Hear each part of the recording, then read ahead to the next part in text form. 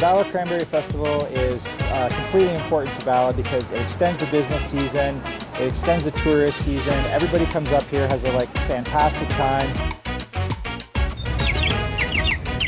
The weather this year is phenomenal. Every year that I've been here, for my 14 years, the Cranberry Festival just gets better and better.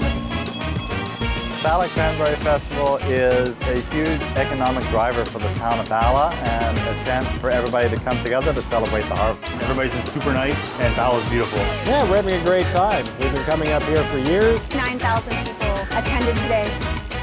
To celebrate the harvest, we bring people here to the Cranberry Festival and have a great time raising funds for a really worthy community. My family's had a long history in the town of Bala and I love to see the area thriving.